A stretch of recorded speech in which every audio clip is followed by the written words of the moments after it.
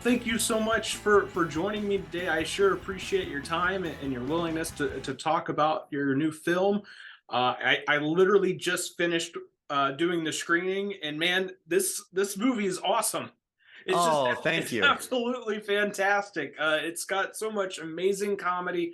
The cast is wonderful. You guys just did such a wonderful job with it. Uh, so I guess just to start off, I always am curious to know kind of how projects come about and how Sure. you, in particular, were led to the donor party. So, how did you get connected with this film? Well, the genesis of the story is really I had, I've always, you know, for, let me rewind a little bit. You're good. I got married really young, Oh, wow. and Okay. when I go to meetings where I'm with story execs at because I was a screenwriter first. um, I was meeting these amazing women who were smart and in their 30s and complaining about the whole dating life and how they felt the pressure. Like, I don't want to just marry someone just to have kids, but Yeah. my time is running out. And I was like, well, you don't really have to have a husband to have a kid. And I just said that flippantly one day, and then like it just sat in the back of my head for a little bit. And one day I woke up and it came to me, and I went to my whiteboard and I wrote a heist movie, but they steal sperm. And I wrote that, and I literally took a picture of that, and I was like, that's the framework. And I just wanted to honor kind of the struggle that a lot of people have. Yeah. There's it's not easy, and I'm very fortunate. I count my blessings all the time. I'm in a very, very supportive marriage, but a lot of people, that it's just tough out there. And Yeah. what I wanted to do with the donor party is, the fun thing about having it at a party is that you can have lots of different perspectives because you have casual conversations. And it gave me the opportunity to have a lot of different ways of looking at family, childhood, all that kind of Yeah. stuff, all within the same thing.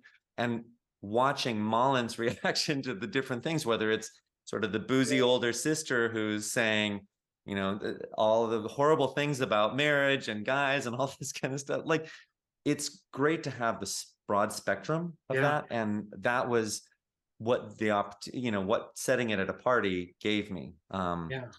So that's the genesis. Well, awesome. And, you've got, like I said, such an amazing cast that you've gathered for this film. I mean, it's just truly amazing. All these great actors and these comedic actors coming together. What was it like getting to direct these guys? I mean, it just seems like it'd be a fantastic opportunity. It was a dream come true. I mean, literally, you couldn't have put together a better cast.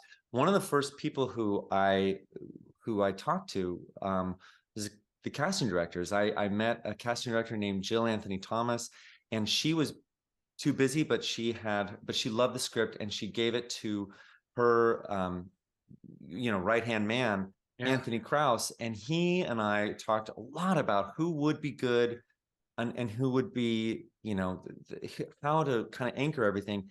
And I kept coming back to Mullen Ackerman over and over and Mhm. over in my mind because I just thought it, it's tough to ask an actress to, even it's, there's no nudity in it, but it's a sexual story that Yeah. is, and a frank attitude towards that is something that I needed to have. So you can't be afraid of that.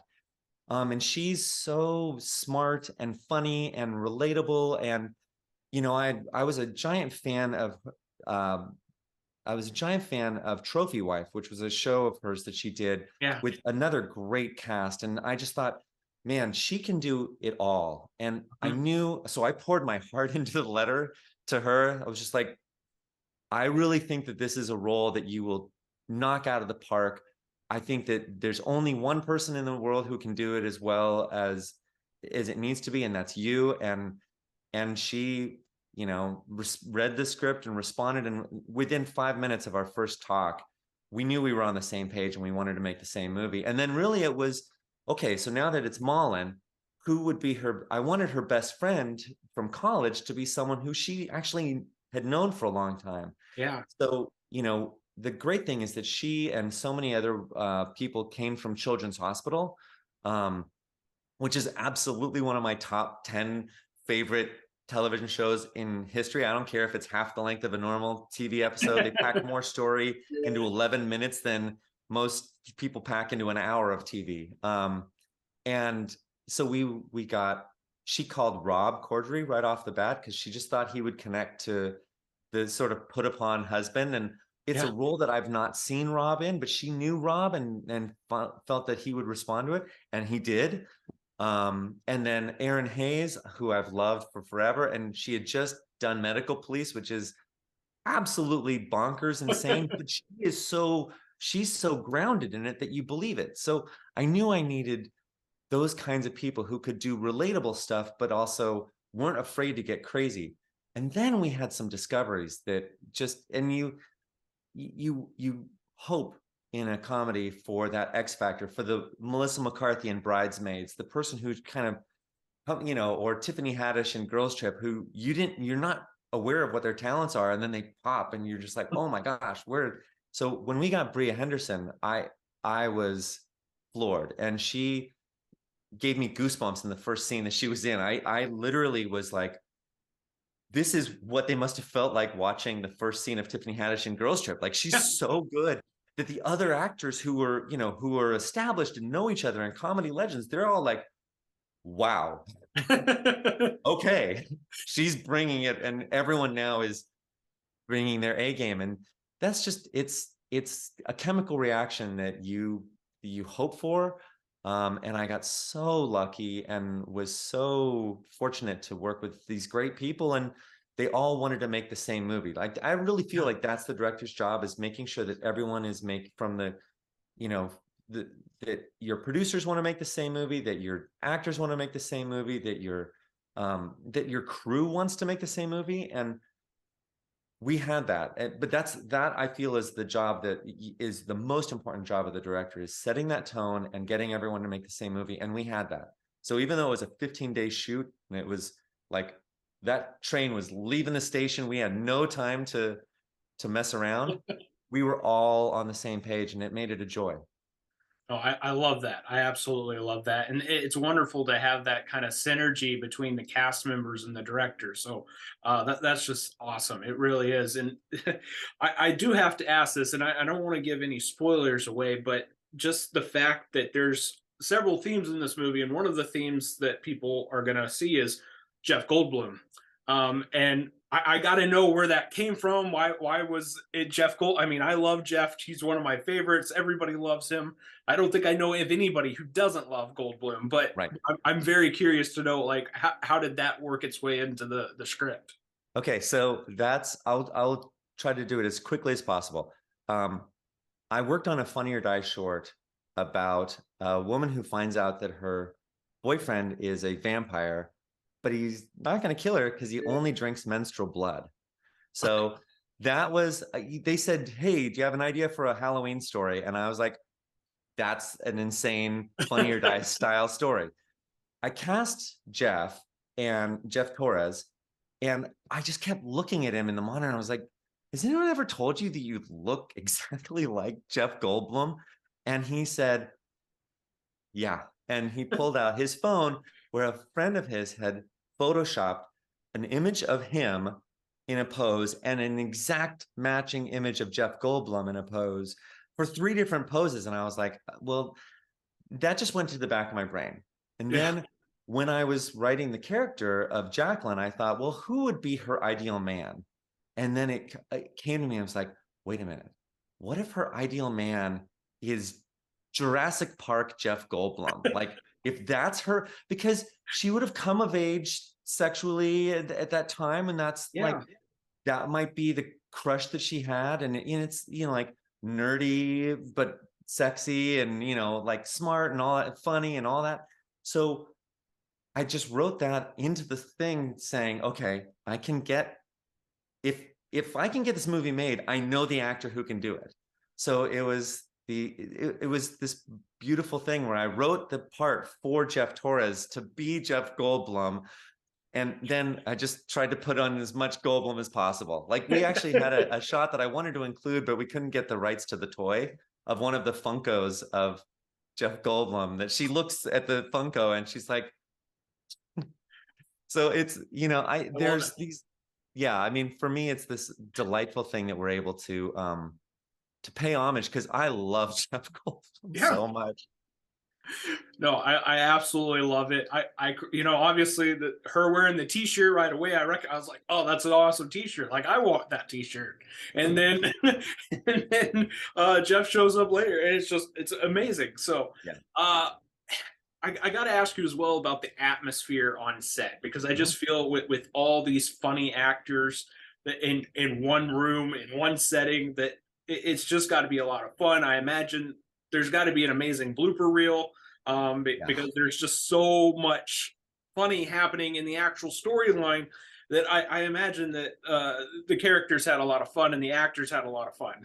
They did. In fact, there's if you go back into their Instagram feeds on any of the actors, they each posted, I mean, maybe it's only a story, but they had like dance offs that were amazing. Like one of them did, there was a Lizzo dance off between Mullen and Ryan Hansen and Bria, and it's phenomenal. Like they're so good, and they would just have so much fun. We had a green room that they would go back to, Yeah, that was on set, and so instead of going off to their trailers, everyone stayed together, and it really kept that party. In fact, the only real complaint that anyone had was the assistant directors had to keep going in there and shushing them, like, down, we can hear you. Um, so that, yeah, the energy was great and it kept people going. We also, even though it's shot at, it's a night shoot, we Mhm. split it so that it would start at noon and we would black out the windows and just not face in that direction. And then when it Yeah. got dark, we would take that stuff off so we could look out. So no one was, no one was working at 3 in the morning. It Yeah. was, and everyone lives here in LA. So it was there was this vibe of people knew each other. It was a lovely experience. People would stick around on set when they weren't in the scene just to kind of watch what someone would do, and That's that's all awesome. you can ask for. Yeah. No, that's awesome. That's so cool. Speaking of the fact that you guys were primarily in one location throughout the film, setting is the house. What challenges for you as a director, just trying to keep the movie fresh and alive and showing different aspects of the location. I mean, when it's just one place, I imagine that there's some challenge behind that. So what was yours there? Well, I think that the key thing for me was when I was talking to the cinematographer Andrew Russo about what we wanted to do. One of the key things that I said was, I want each of the seductions to feel like a different story, like a different Yeah. mini movie. Like one should be very romantic and kind of a teen dream kind of thing, and one should be awful and awkward and like just horrible. And then all of those kinds of things that you so to set it apart, we found I mean, one of the key things when we were location scouting was finding a place that would have enough different looks that Yeah. we would be able to create a different, like, oh, okay, we can go to that room and that'll be this seduction, and we'll go to this area, and sight lines where people can come out from around corners, and oh, that's an interesting angle, and here's this great stairwell, we can have someone come down the stairs and look down from above. And it's really about trying to keep it as fresh as possible. But one of the only reasons why we were able to pull it off in 15 days is because we were only at one location for Wow. the majority of the movie. We didn't have to go hopping because you just lose so much time if you Yeah. have to pack everything up and get it on a thing and move across town. So we were there for 12 of our 15 days. Wow. Yeah. Wow, that's Um, insane. mhm. And that's such a quick, turnaround, 15 days to shoot a film. That's amazing that you guys were able to accomplish that. That's awesome. That's Thank you. awesome. Because yeah, I That's a hadn't huge heard that. credit to the producers. Nancy Lepardi and Ross Cohn were the ones who they had made films that were similar in terms of, we need to get it in 15 days. They knew how to Yeah. do that, and they loved the material, and they trusted me and what my vision was. We did shoot with two cameras, which helps, Oh and it yeah. helps in comedies to shoot two cameras because if an actor improvs a line, you get the reaction to it right there. Sometimes the reaction is they bust character and they're laughing, but sometimes you get a really natural thing. And someone I want to call out, Beth Dover came in, and I've been a giant fan of hers for a long time, but she was able, like, she and Ryan Hansen had a scene together that they kept picking away at each other, and they would make it, they kept getting on each other's nerves in such a great way. I was the one who would ruin takes because I was laughing. Like, it was just so, those are the kinds of things, but we were able to get all their spontaneous reactions Yeah. because we shot with two cameras. So, and that helped us speed wise get through the day. Yeah, and I know the scenes you're talking about because yeah, that was fantastic. Those two were great together. Yeah. Uh, I definitely want folks to know what you got planned next. Is there? Can you give us a tease? Can you share what we can find next from Thom Harp? Well, I have there's another movie called Home Delivery that I shot actually last year also. Oh wow, Um, okay. and that one is, knock wood, that's coming soon. Um, so that should be in theater. Not, I don't know about theaters, but it definitely should be somewhere soon. And we've got Mal and I are talking about another project together, which is great. And I have a couple other. I was a screenwriter first, Yeah. so what the most amazing compliment that happened for my career is people saw early cuts of it who were producers on other films that that I was the writer for, and they said you should just direct this script. Oh. So it's possible that there could be several other things, but one I'm most excited about is it's a murder mystery story that gets really murdery. That um and it's a different tone, but Mullen is in Mullen's in, and we're out to people right now, and I'm very excited for that one. So no, well, you had me at murder mystery, and it gets very murdery. Like that's the poster right there. It gets very murdery. yeah, No, I love it. I definitely want folks to be able to stay in contact with you, be able to find updates, and so they can know everything you're working on next. So, what's the best way for fans to connect with you? well, as long as Twitter is still around, I'm there at THOMHARP. That's Thom Harp. And the same for Instagram. I made it easy.